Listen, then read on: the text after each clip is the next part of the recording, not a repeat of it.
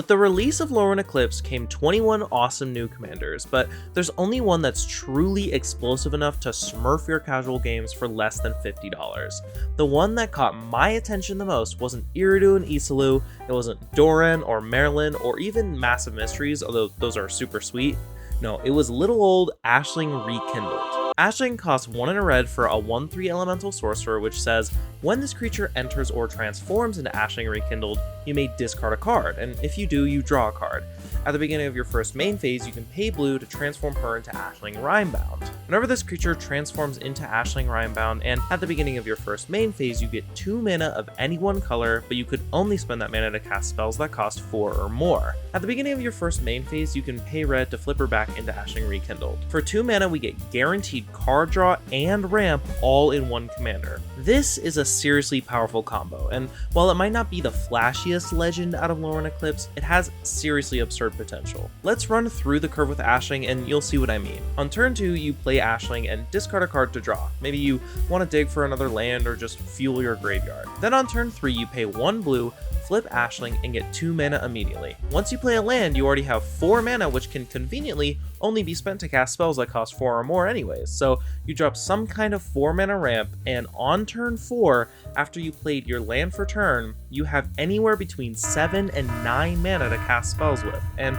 on subsequent turns, it only keeps growing. Turbo ramping is probably the most powerful thing you can do in bracket 3, and Ashling might just be the best 2-drop commander for this. Other 2-drop dorks only ever tap for 1 mana, and never mind the reusable filtering you get on Ashling's front side. So the first set of spells we have to have in this deck are specifically 4-drop ramp pieces. That way we can make sure we always achieve this curve. In total, there are 18 cards in this category, pretty much just consisting of artifact ramp and treasure generators, which actually synergize well with our 2 treasure payoffs, Alchemist Talent, and Reign of Riches, which burn each of our opponents for every spell we cast with treasures and give our spells Cascade respectively. You may or may not have seen a certain video espousing the virtues of building around guaranteed ramp in the command zone. In that video, which I'll link in the description just in case, Snail demonstrates the absurdly powerful potential of a guaranteed ramp game plan by not running anything below 4 mana in the entire deck with absolutely 0 issues. You could think of this deck as a successor, or perhaps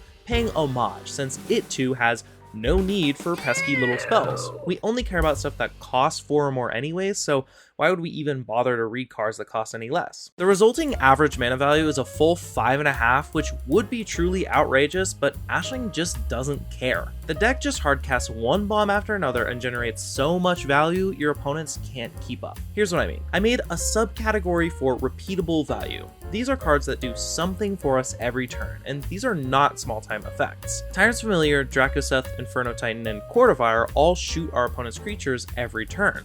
Starwinder and Tomorrow give us more card selection, and One with the Multiverse, Triple Triad, Sunburn's Invocation, Atali, Reign of Riches, Breaching Dragonstorm, and Reality Scramble all spin free stuff off the top of our libraries. And if that wasn't enough, Wondrous Crucible, Godpharaoh's Gift, Charmbreaker Devils, and Back from the Brink all turn our one-time effects like instants and sorceries and dead creatures into repeatable value as well. You may notice that one of these piles is significantly larger than the others, and that's because these effects can compound.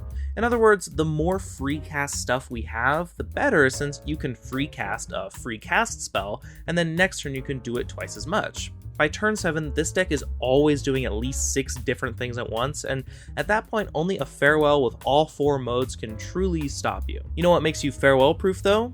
Liking and subscribing, baby, that's right. If you like and subscribe, your chances of being blown out by the most cracked board wipe in Magic gets reduced by a whopping 50%, and that's just science. Anyways, let's go back to this little recursion category real quick, because besides these 4, there are also 7 cards that can cast themselves from grave, and that's because alongside all this bonkers ramp, we can keep flipping Ashling and rummaging every other turn. The problem with running all gas and no breaks is sometimes we don't actually want to discard anything, so we lose out on potential value. With cards like Impulsivity and Ignite the Future, we actually get more out of discarding these and casting them from the graveyard. Impulsivity is a new elemental that says when this creature enters, you may cast target instant or sorcery card from any graveyard without paying its mana cost. If that spell would be put into a graveyard, exile it instead. And it has Encore for 9 mana. With Encore, you can exile the creature from your grave and make a token copy for each opponent. So for 9 mana, we get this ETB 3 times, and that alone can be a devastating swing. Ignite the Future says, exile the top 3 cards of your library. Until the end of your next turn, you may play those cards, and if the spell was cast from your graveyard, you may play those cards without paying their mana cost. Since it has flashback for 8, all we have to pay is 8 mana to roll the dice and cast the top 3 cards of our library for free. All of these cards are under $2, by the way, and really most of them are under 50 cents. Talk about budget gaming. Besides reusable value, everything we play almost always has some kind of devastating ability that gives us at least a 3-for-1 advantage. Whether it be bounce, theft, clones, or elevating combat, every card will be turning heads and your opponents aren't going to have enough removal to stop you. One unexpected example that might seem out of place at first is Tunnel Vision, which is a weird blue tutor that mills until you find the tutored card. With Tunnel Vision, you can name one of our graveyard value engines, my personal favorite is Wondrous Crucible, and suddenly you have another random free spell every end step. The list is down in the description for under $50, which is the MSRP of a precon these days, but I promise it will perform even harder. Just make sure your opening hand has 3 lands and at least 1 4-mana ramp spell, and you're off to the races. Thanks for watching. If you liked the video and you want to see more, please like, subscribe, and if you have a Timmy player in your group who's looking to burn a cool Ulysses S. Grant and can't find a list that doesn't run green, send this video their way. And if you'd like to support us further, check out our playmats and pins linked in the description, or take a look at our Patreon down there as well if you want to be in the video credits. Thanks for all the support. We'll see you next time.